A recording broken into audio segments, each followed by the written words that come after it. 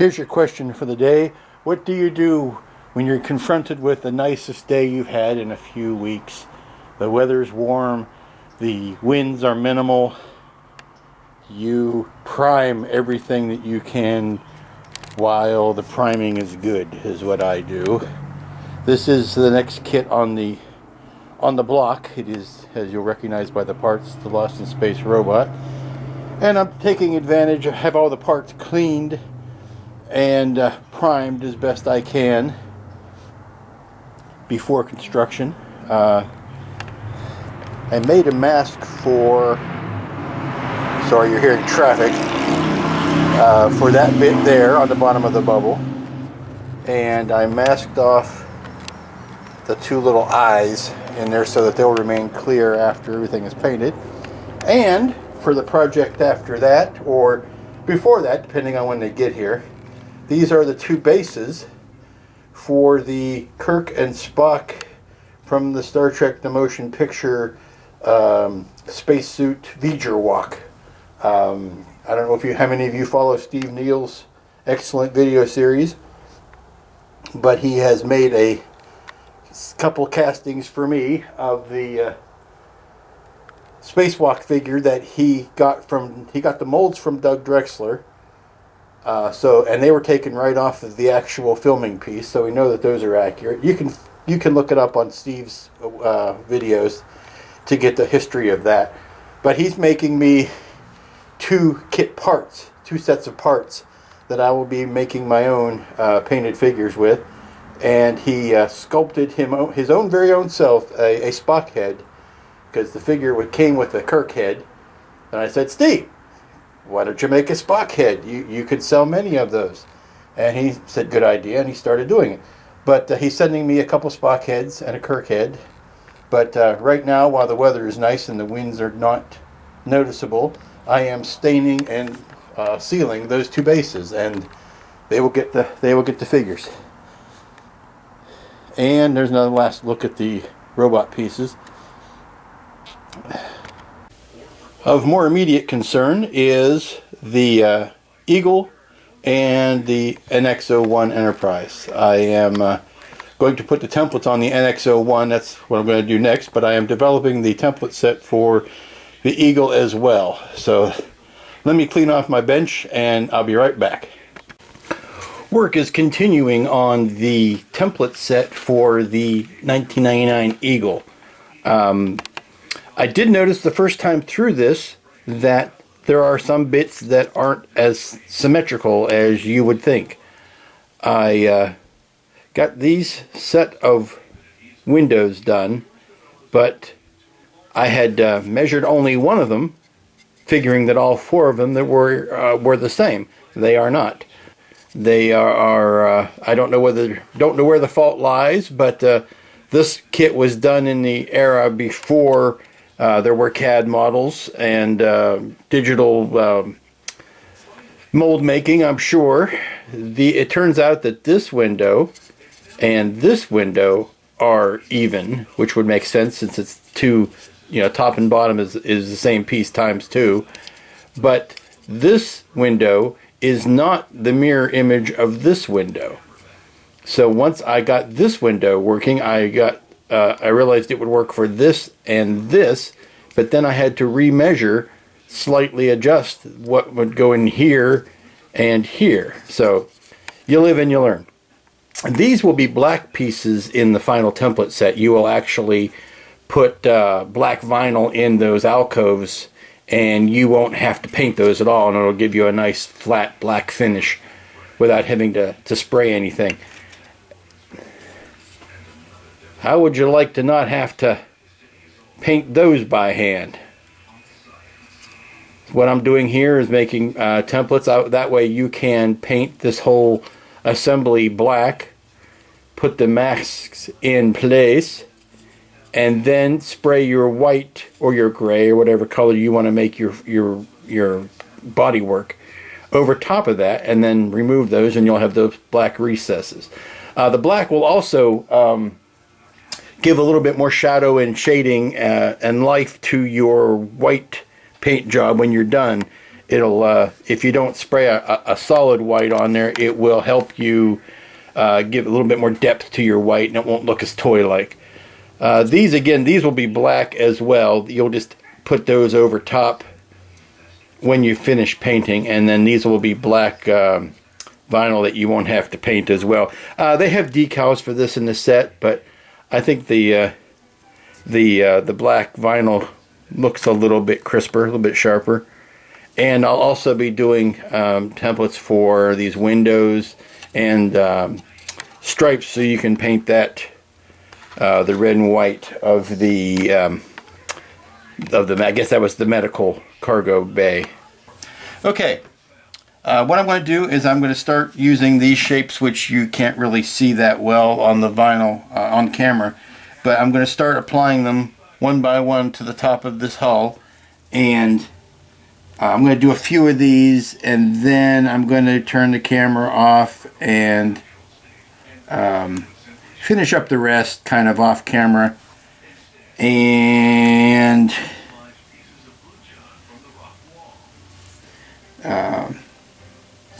when I could concentrate on them without worrying about looking like an idiot on camera.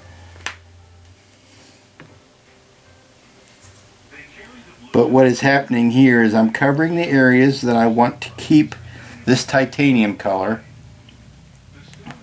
and then I am going to spray the whole deal with a aluminum plate, which is a brighter silver, and the contrast will make the areas that I'm covering now look darker. This is remarkably similar to what happens with the 350 scale. As a matter of fact, these are the same shapes. I just scaled them down. Now, I did have to simplify some of them because at this size you do lose some detail. So I did combine some shapes here and there, but by and large they are the same shapes as the big 350 version of the same ship.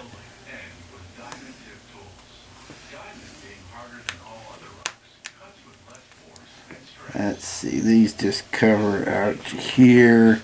And again, this, you may not move as quickly on this as I do, but that may be because I've done this a bunch of times, so that does have a tendency to speed me along some.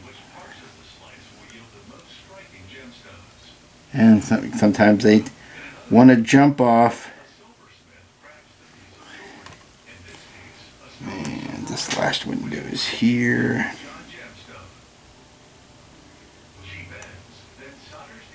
Oh, come on.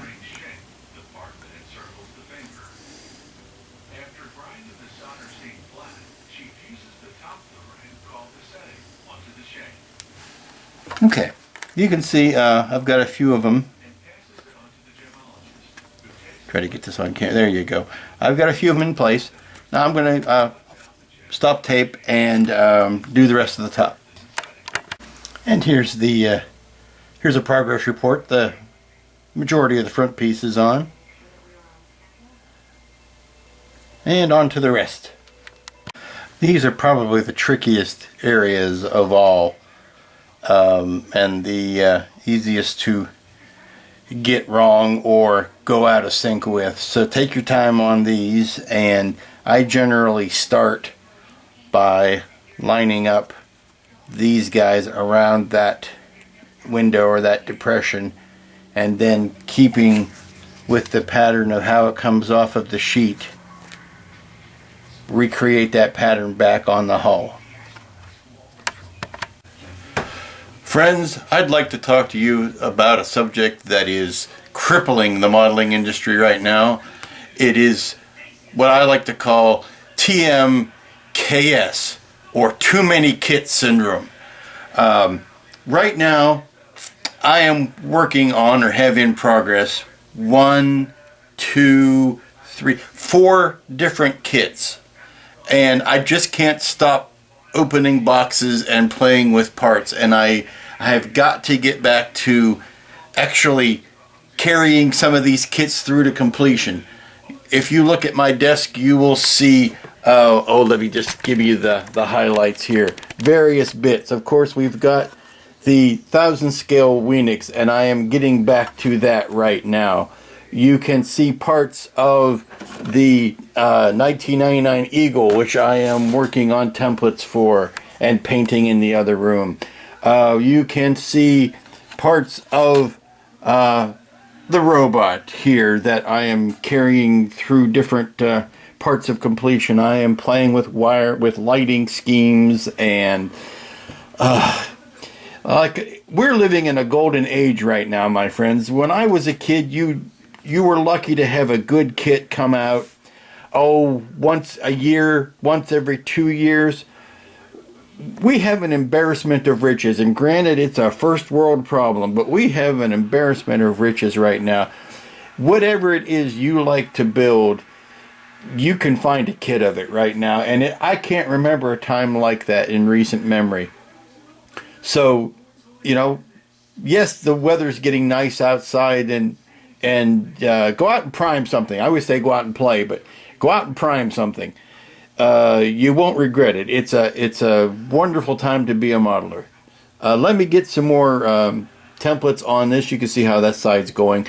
I haven't been working at this constantly, obviously. I have been distracted by many kit around me, so I'm taking advantage of the nice weather to do some priming and some base coating of parts that I can't really paint in the house because they use automotive paints, and I don't want to get the fumes in the house. And I'm staining bases and things like that you can really do in the nice weather. But like I say, this doesn't take nearly as long as you think it does, and the only reason I'm not done is because I've been so distracted. But I am going to go spray some paint on some things, and while it's drying, I will get back to not only finishing the templates on this, but also templating the bottom. And if all goes well, I should be able to template or to apply the templates to a good chunk of the Eagle and get it coated white. Right now it's coated black for all the recesses, and then I'm going to cover the recesses with the templates and paint it white. You'll see that in a minute, but right now I'm going to get back to this. And the back, it's been an hour and a half, maybe 2, but I've gotten the not only did I finish the top, but I've also got the bottom. The bottom is done, templatized, and what little bits I'm going to put on the warp nacelles have also been done. Now, what has yet to be done is anything having to do with the new body, and which is kind of the reason why I'm even working on this project, is to make new templates for the new pieces. And that's what I'm going to do now. Okay, here's where we're going to probably stop for the weekend.